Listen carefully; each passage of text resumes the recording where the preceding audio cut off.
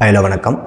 இன்று நாடு முழுவதும் மாணவர்களிடம் அதிகமாக பேசும் பொருளாக இருக்கின்ற நீட் ரீஎக்ஸாமை பற்றி தான் இந்த வீடியோவில் நம்ம தெளிவாக பார்க்க போகிறோம்.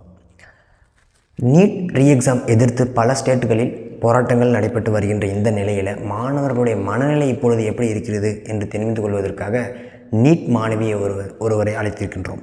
வணக்கம்மா, உங்கள் பேர் என்ன, எங்கே நீங்கள் 12th முடிச்சிங்க? வணக்கம் சார், என் பேர் Shalini. Government higher secondary school தருமபுரியில் படிச்சிருக்கேன்.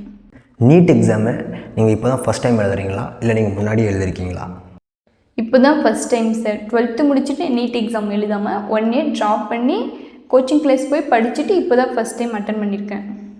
ஓகேம்மா, நீட் எக்ஸாம் முடிஞ்ச பிறகு கொஷின் பேப்பர் லீக் ஆகிடுச்சு என்ற காரணத்தினால நீட் ரீஎக்ஸாம் நடத்தப்படும் அப்படின்ற ஒரு அறிவிப்பு வந்த பிறகு ஒரு ஸ்டூடெண்ட்டாக நீங்கள் எப்படி அதை பார்க்குறீங்க?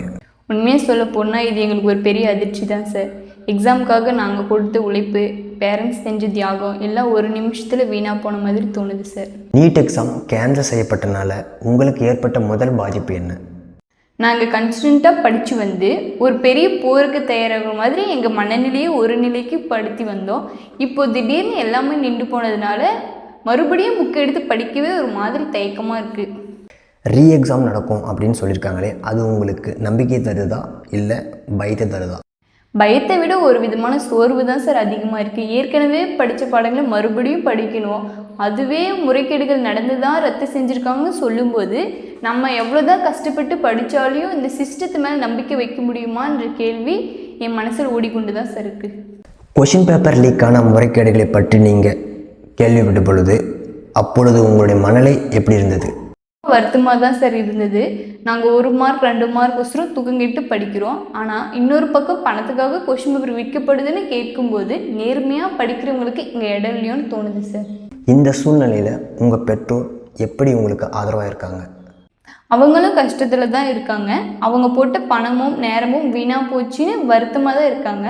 ஆனாலும் பரவாயில்ல, உன்னால் முடியும், முயற்சி செய் அப்படின்னு எனக்கு தைரியம் சொல்கிறாங்க.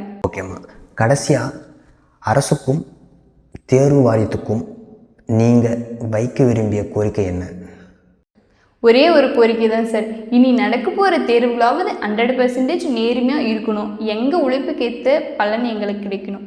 எங்களுடைய சேனலுக்கு உங்களுடைய நேரத்தை செலவழித்ததுக்கு மிக நன்றிம்மா. இப்போ வரப்போகிற நீட் ரீஎக்ஸாமில் நீங்கள் தேர்ச்சி பெற வேண்டும் என்று எங்கள் சேனல் சார்பாகவும் என் சார்பாகவும் உங்களுக்கு வாழ்த்துக்கள் தெரிவிக்கிறோம். தேங்க்யூம்மா. Thank you sir.